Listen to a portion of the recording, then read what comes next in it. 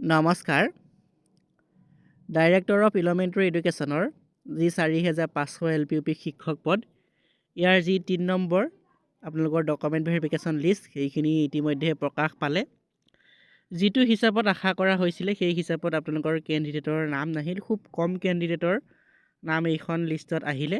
কি হিচাপত আপোনালোকৰ ডাইৰেক্টৰ অফ এলিমেণ্টাৰী এডুকেশ্যনে এইখিনি কেণ্ডিডেট মাতিলে, আপোনালোকৰ এবচেণ্ট কেণ্ডিডেটো যিহেতু বহুখিনি আছে, কি হিচাপত মাতিলে, কিমান কেণ্ডিডেট টোটেল মাতিলে, আপোনালোকৰ অভাৰলিপিং হ'ব নেকি, আপোনালোকৰ ভেকেঞ্চি থাকি যাব নেকি, যি হিচাপত কেণ্ডিডেট মাতিলে, বহুত কম কেণ্ডিডেট যিহেতু মাতিলে, বহুখিনি তথ্য আজি ভিডিঅ'টো লৈ আহিছোঁ। গতিকে ভিডিঅ'টো আপোনালোকে শেষলৈকে চাব। আমাৰ টোটেল কেণ্ডিডেট কিমান হ'ল, আপোনালোকৰ PWD কেণ্ডিডেট, লগতে স্পৰ্ট কালচাৰৰ কেণ্ডিডেটখিনি আপোনালোকৰ জেনেৰেল ভেৰিফিকেশ্যন, আমাৰ যি জেনেৰেল ডকুমেণ্ট ভেৰিফিকেশ্যন মাতিছেনে নাই মতা, সকলোখিনি তথ্য লৈ আহিছোঁ ভিডিঅ'টো। গতিকে আপোনালোকে ভিডিঅ'টো শেষলৈকে চাব।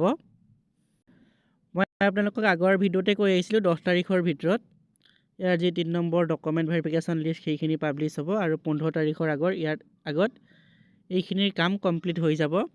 আপোনালোকৰ ডকুমেণ্ট ভেৰিফিকেশ্যনৰ কাম 15 তাৰিখৰ আগত, আমাৰ ফেব্ৰুৱাৰী মাহৰ 15 তাৰিখৰ আগত সম্পূৰ্ণ হয়। ইয়াৰ যি নিযুক্তি প্ৰক্ৰিয়া ইলেকশ্যনৰ আগতে সম্পূৰ্ণ হ'ব। আমাৰ ফেব্ৰুৱাৰী মাহৰ শেষৰ ফালে এইখিনিৰ নিযুক্তি প্ৰক্ৰিয়া সম্পূৰ্ণ হৈ যাব। গতিকে এইখিনি কাম যিহেতু আগবাঢ়িছে, আপোনালোকে নিশ্চিত থাকক ফেব্ৰুৱাৰী মাহৰ ভিতৰতে এইখিনি পষ্টৰ নিযুক্তি আপোনালোকে পাব। যোনসকলে ভাবি আছিলে যে ইলেকশ্যনৰ পিছলৈ যাব, ইলেকশ্যনৰ পিছলৈ নাযায়, যিহেতু ভেৰিফিকেশ্যন লিষ্ট আহিলে। আপোনালোকৰ চতুৰ্থখন ভেৰিফিকেশ্যন লিষ্ট আপোনালোকৰ অহাৰ সম্ভাৱনা আছে নেকি, তাৰ ওপৰতো আলোচনা কৰিম। আপোনালোকে ভিডিঅ'টো চাই থাকিব স্কিপ নকৰাকৈ। এইখিনিৰ ভেৰিফিকেশ্যন আপোনালোকৰ 12 তাৰিখ আৰু 13 তাৰিখে হ'ব। ফেব্ৰুৱাৰী মাহৰ 12 তাৰিখ আৰু 13 তাৰিখে আমাৰ যি থাৰ্ড ভেৰিফিকেশ্যন, সেইখিনিৰ ভেৰিফিকেশ্যন হ'ব। যিখন আপোনালোকৰ লিষ্ট প্ৰকাশ পালে, থাৰ্ড ভেৰিফিকেশ্যন লিষ্ট, আপোনালোকে যদি শেষৰ ফালে চাই, ইয়াত টোটেল আপোনালোকৰ 911জন কেণ্ডিডেটৰ নাম আছে আমাৰ যিখন থাৰ্ড ভেৰিফিকেশ্যন লিষ্ট আহিছে সেইখনত। আৰু 2 নম্বৰ যিখন ভেৰিফিকেশ্যন লিষ্ট আহিলে, সেইখনত আপোনালোকৰ টোটেল কেণ্ডিডেটৰ নাম আহিছিলে 1049জন কেণ্ডিডেটৰ নাম সেইখনত আহিছিলে, যোনখন দ্বিতীয় নম্বৰ ভেৰিফিকেশ্যন লিষ্ট আছিলে। আৰু যিখন প্ৰথম ভেৰিফিকেশ্যন লিষ্ট আছিলে, আমাৰ ফাৰ্ষ্ট ভেৰিফিকেশ্যন লিষ্ট, সেইখনত আপোনালোকৰ 2639জন কেণ্ডিডেটৰ নাম আহিছিলে। আপোনালোকৰ টোটেল কেণ্ডিডেট যদি হিচাপ কৰিবলৈ যায়, তেতিয়াহ'লে আপোনালোকৰ কেণ্ডিডেটৰ সংখ্যা হ'বগৈ, আপোনালোকে যদি তিনিওখন তালিকাৰ কেণ্ডিডেটখিনি যোগ কৰি দিয়ে, তেনেহ'লে আপোনালোকৰ কেণ্ডিডেটৰ সংখ্যা হ'বগৈ 4600 কেণ্ডিডেট আমাৰ ডকুমেণ্ট ভেৰিফিকেশ্যনত মাতিছে। আৰু পোষ্ট আছে আপোনালোকৰ 4500 পোষ্ট। গতিকে 1:1 ৰেচিঅ'তে আপোনালোকৰ কেণ্ডিডেটখিনি মাতিছে।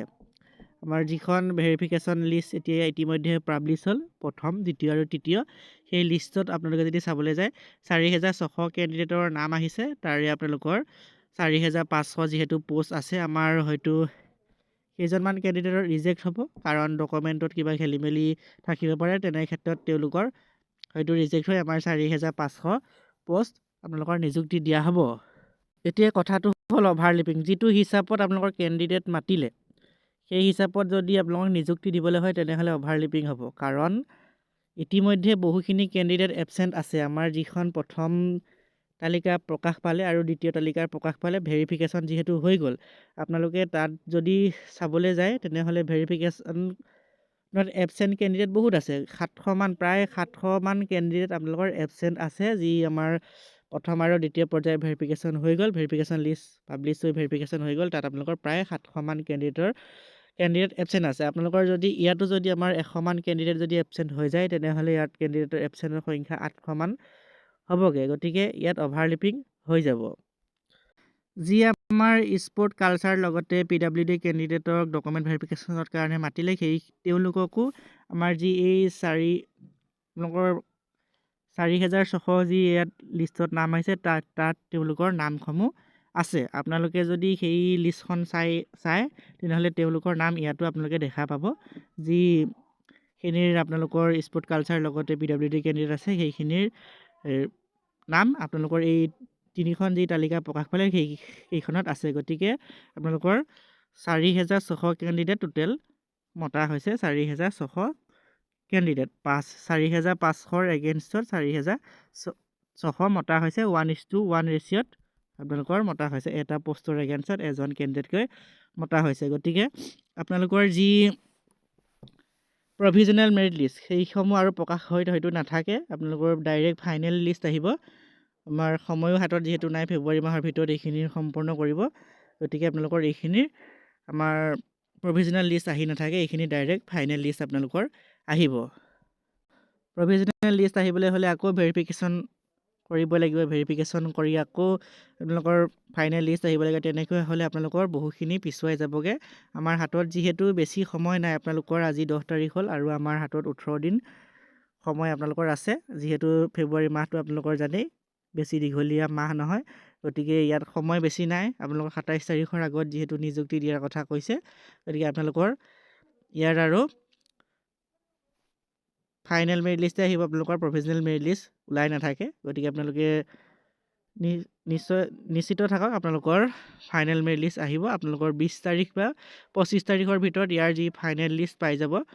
মই আপোনালোকক যিটো তাৰিখ দিছোঁ সেই তাৰিখৰ মতে আপোনালোকৰ কামবিলাক যিহেতু হৈ আছে, মই 10 তাৰিখৰ ভিতৰত ভেৰিফিকেশ্যন লিষ্ট আহিব কৈছিলোঁ। 15 তাৰিখৰ আগত আপোনালোকৰ ডকুমেণ্ট ভেৰিফিকেশ্যনৰ কাম সম্পূৰ্ণ হ'ব বুলি কৈছিলোঁ। গতিকে সেইখিনিয়ে হৈছে। আৰু মই আগৰ ভিডিঅ'ত আপোনালোকক কৈছোঁ যে 26 তাৰিখে ইয়াৰ নিযুক্তি হোৱাৰ কথা আপোনালোকক মই কৈছিলোঁ। 26 ফেব্ৰুৱাৰী তাৰিখে নিযুক্তি দিব বুলি কৈছিলোঁ। যিহেতু আপোনালোকৰ সেইটোৱে হ'বলৈ গৈ আছে, যিহেতু মুখ্যমন্ত্ৰীয়ে কৈছে যে 27 তাৰিখৰ ভিতৰত ইয়াৰ নিযুক্তি দিম।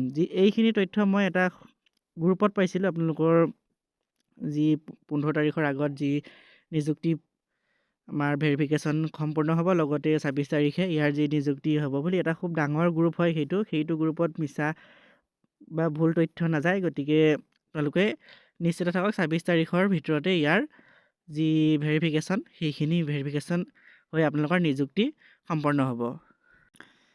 এতিয়া কথাটো হ'ল, আমাৰ 4 নম্বৰ ভেৰিফিকেশ্যন হ'ব নেকি? 4 নম্বৰ ভেৰিফিকেশ্যন হোৱাৰ সম্ভাৱনা নাই। কাৰণ আমাৰ যি চিৰিয়েল নাম্বাৰখিনি যদি আপোনালোকে ভেৰিফিকেশ্যন যি 3খন লিষ্ট আহিলে চাবলৈ যায়, তেনেহ'লে আমাৰ যিখন প্ৰথম আৰু দ্বিতীয় লিষ্ট আহিলে সেইখনৰ মাজত কিন্তু আপোনালোকৰ 2300 কেণ্ডিডেটৰ নাম নাই। চিৰিয়েল নাম্বাৰটো যদি চাবলৈ যায় আপোনালোকে, তাত 2300 কেণ্ডিডেটৰ নাম নাই। সেই হিচাপত আহিব যেন লাগে, কিন্তু হয়তো আমাৰ যি চিৰিয়েল নাম্বাৰ সেইটো প্ৰিণ্টিঙত ভুল হয়। আপোনালোকৰ যি প্ৰিণ্ট কৰিছিলে তেতিয়া হয়তো ভুল হ'ব পাৰে। নহ'লে হয়তো যদি আহে তেনেহ'লে তেওঁলোকে ন'টিচ দিলে হ'লে। যিহেতু আমাৰ 3 নম্বৰ লিষ্টখনত কোনো তেনেকুৱা কথা উল্লেখ নাই যে 4 নম্বৰ লিষ্ট আহিব বুলি, তেনেকুৱা কোনো কথা উল্লেখ নাই। গতিকে নহাৰ সম্ভাৱনা আছে, গতিকে অহাৰ সম্ভাৱনা নাই, হয়তো নাহিব। যদি কিবা কাৰণত যদি আহে মই আপোনালোকক জনাই দিম, কিন্তু অহাৰ সম্ভাৱনা নাই। আমাৰ 4 নম্বৰ যি লিষ্ট সেইখন প্ৰকাশ পোৱাৰ সম্ভাৱনা নাই। আপোনালোকৰ 3 নম্বৰখনেই শেষৰ। আৰু পোষ্টৰ এগেইনষ্টত যিহেতু সমান কেণ্ডিডেট মাতিছে, 4500 পোষ্টৰ বিপৰীতে যিহেতু 4600 কেণ্ডিডেট মাতিছে, গতিকে আৰু কেণ্ডিডেট নামাতিব তেওঁলোকে। তেওঁলোকে এইখনকে আপোনালোকে শেষৰ লিষ্ট বুলি ধৰিব পাৰে, আৰু কোনো ধৰণৰ লিষ্ট প্ৰকাশ পোৱাৰ সম্ভাৱনা নাই। গতিকে এইখিনিৰ কাম যিহেতু তীব্ৰ গতিত আগবাঢ়িছে, আপোনালোকে নিশ্চিত থাকক, ফেব্ৰুৱাৰী মাহৰ ভিতৰতে আপোনালোকে ইয়াৰ নিযুক্তি পাই যাব। নেক্সট ভিডিঅ'ত আমি ইয়াৰ ওপৰত ডিটেইলছত ভিডিঅ' লৈ আহিম। আপোনালোকৰ কাট অফৰ ওপৰতো ভিডিঅ' লৈ আহিম, কিমান কাট অফ যাব। গতিকে তাৰ বাবে আপোনালোকে চেনেলটো ছাবস্ক্ৰাইব কৰি ল'ব। ভিডিঅ'টো শেষৰলৈকে চোৱাৰ বাবে বহুত বহুত ধন্যবাদ। আজিলৈ ইমানেই, ধন্যবাদ।